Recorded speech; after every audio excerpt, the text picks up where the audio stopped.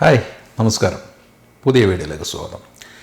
നമ്മുടെ നാട്ടിൽ പലപ്പോഴും നേരിടുന്ന ഒരു പ്രശ്നമാണ് ഇൻ്റർനെറ്റിൻ്റെ സ്പീഡ് എന്നുള്ളൊരു പ്രോബ്ലം. അതായത് ഇൻ്റർനെറ്റ് സ്പീഡ് കുറവായിരിക്കും.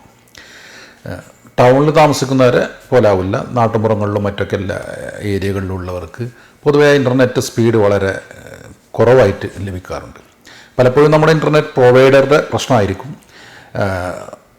എല്ലാ ഏരിയകളിലും കറക്റ്റ് റേഞ്ച് പ്രൊവൈഡ് ചെയ്യുന്നുണ്ടാവില്ല, ടവറിൽ വരുന്ന ഫോൾട്ടുകളൊക്കെ ഉണ്ടാകുന്നത്.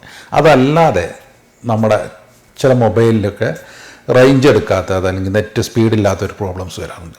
അപ്പോൾ അത്തരം ചില പ്രോബ്ലംസൊക്കെ മൊബൈലിലെ ചില സെറ്റിങ്സിലൊക്കെ മാറ്റം വരുത്തിയിട്ട് നമുക്ക് കൂട്ടിയെടുക്കാൻ സാധിക്കും. 100% കൂടുന്നുള്ള അവകാശം അതൊന്നുമില്ല. പല വീഡിയോസും നിങ്ങൾ കണ്ടിട്ടുണ്ടാവും. തീരെ ഇൻ്റർനെറ്റ് കുറവായ ആളുകൾക്ക്, ഇൻ്റർനെറ്റ് സ്പീഡ് കുറവായ ആളുകൾക്ക് ഈ സെറ്റിങ്സിലൊക്കെ ഒന്ന് മാറ്റം വരുത്തിയിട്ട് നിങ്ങൾ നോക്കുക. ഒരു പക്ഷേ നിങ്ങളുടെ ഇൻ്റർനെറ്റ് സ്പീഡ് കൂടാൻ ഈ ഒരു സെറ്റിങ്സിൻ്റെ മാറ്റമൊക്കെ നിങ്ങൾക്ക് സഹായകരമാകും. അപ്പോൾ അത്തരം ചില സെറ്റിങ്സുകളാണ് നമ്മൾ ഈ വീഡിയോയിൽ പരിചയപ്പെടുന്നത്.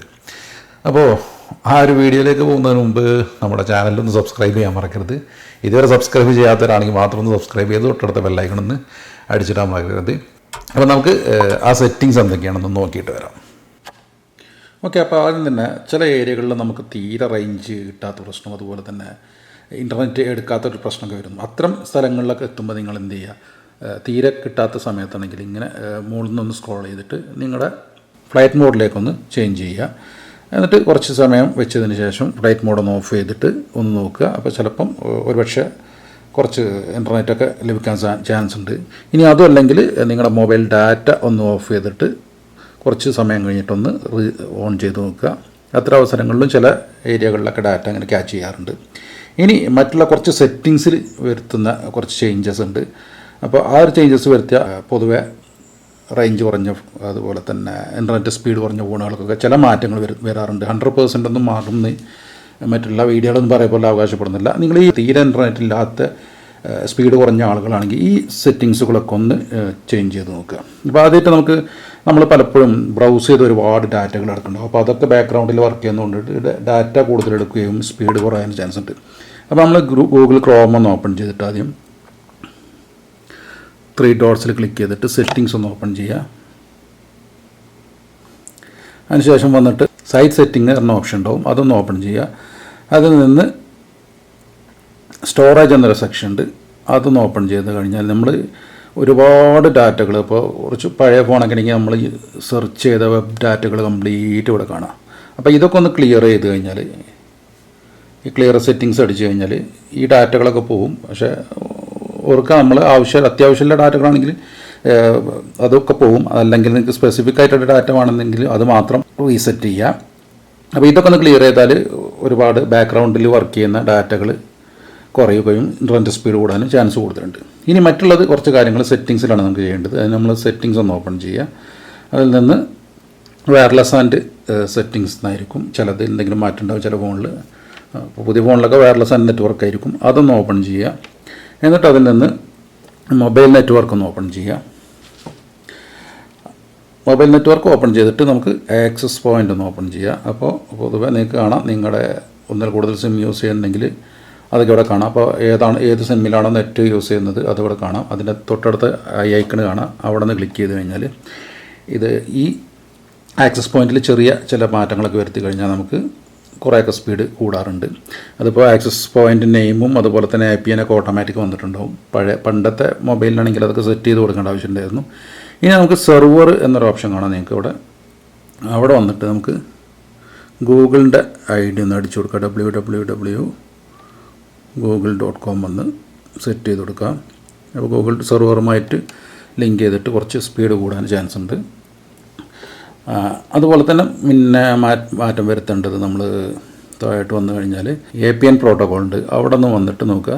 അവിടെ വന്നിട്ട് നിങ്ങൾ IPv4 ആൻഡ് IPv6 ഈ ഒരു ഓപ്ഷനിലല്ലേ ഒന്ന് നോക്കുക. ചിലത് IPv4 അല്ലെങ്കിൽ IPv6 കിടക്കുന്നത്. അപ്പോൾ അത് IPv4 ആൻഡ് IPv6 എന്നുള്ള ഈ ഒരു ഓപ്ഷനിലേക്ക് ചേഞ്ച് ചെയ്യുക. മറ്റുള്ളത് ബിയറർ എന്നൊരു സെക്ഷൻ ഉണ്ട്, അവിടെ നിങ്ങൾ നോക്കി കഴിഞ്ഞാൽ ഇതിപ്പോൾ സ്പെസിഫൈഡ് ആയിട്ടായിരിക്കും നിങ്ങൾക്ക് കാണുക. അതെന്തെന്ന് വെച്ചാൽ ഓട്ടോമാറ്റിക്കലി നെറ്റ്വർക്കുകൾ സെർച്ച് ചെയ്യുന്നതാണ്. അപ്പോൾ നിങ്ങൾക്ക് 4G കറക്റ്റായിട്ട് കിട്ടുന്ന ഒരു ഏരിയ ആണെങ്കിൽ നിങ്ങൾക്ക് LTE 4G മാത്രം സെറ്റ് ചെയ്ത് വെക്കാം. അതല്ല നിങ്ങൾക്ക് 3G കിട്ടുന്ന ഏരിയ ആണെങ്കിൽ അതിനെ ബേസ് ചെയ്തിട്ടുള്ള നെറ്റ്വർക്കുകൾ സെറ്റ് ചെയ്ത് വെക്കാം. അത്തരത്തിലുള്ള ഇപ്പോൾ വളരെ കുറഞ്ഞ 2G എഡ്ജ് ടൈപ്പൊക്കെയാണ് കിട്ടുന്നത് വെച്ചെങ്കിൽ എഡ്ജ് മാത്രം സെലക്ട് ചെയ്ത് വെക്കുക. അങ്ങനെയുള്ള നെറ്റ്വർക്ക് നമുക്ക് ഏത് നെറ്റ്വർക്കാണ് നമുക്ക് കൂടുതൽ കിട്ടുന്നത് ആ നെറ്റ്വർക്കുകൾ ചൂസ് ചെയ്തിട്ട് നമുക്ക് ഓക്കെ അടിച്ച് കഴിഞ്ഞിട്ട് ചേഞ്ച് ചെയ്യാവുന്നതാണ്. ഇതൊക്കെ അല്പം ഇൻ്റർനെറ്റിന് സ്പീഡ് കൂട്ടാൻ കഴിയുന്ന ചില ടെക്നിക്കുകളാണ്. അതുപോലെ തന്നെ പിന്നീട് കൂടുതൽ സെറ്റിങ്സിലൊന്നും നമ്മൾ മാറ്റം വരുത്തേണ്ട. അതിനുശേഷം നമ്മൾ സെറ്റിങ്സ് എല്ലാം ഓപ്പൺ ചെയ്തിട്ട് മുകളിൽ ടിക്ക് മാർക്കൊന്ന് ടിക്ക് ചെയ്തിട്ട് സേവ് ചെയ്യണം. ഇനി നിങ്ങൾ നിങ്ങളുടെ നെറ്റൊന്ന് യൂസ് ചെയ്തിട്ട് സ്പീഡിൽ വരുന്ന മാറ്റം ഉണ്ടോ എന്ന് ഒന്ന് ചെക്ക് ചെയ്ത് നോക്കുക. അതുപോലെ തന്നെ പ്രിഫേർഡ് നെറ്റ്വർക്ക് ഇവിടെ നിങ്ങൾക്ക് കാണാം.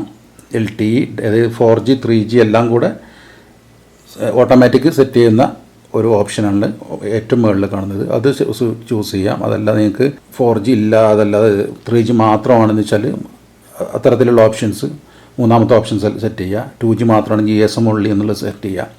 അങ്ങനെ നിങ്ങൾക്ക് ലഭിക്കുന്ന നിങ്ങളുടെ ഏരിയയിൽ ലഭിക്കുന്ന ഇൻ്റർനെറ്റിനനുസരിച്ച് ഇത് സെറ്റ് ചെയ്താൽ ആ ഒരു ആക്സസ് പോയിൻ്റ് മാത്രം സെർച്ച് ചെയ്യുന്നതുകൊണ്ട് ഫ്ലക്ച്വേഷൻ വരില്ല.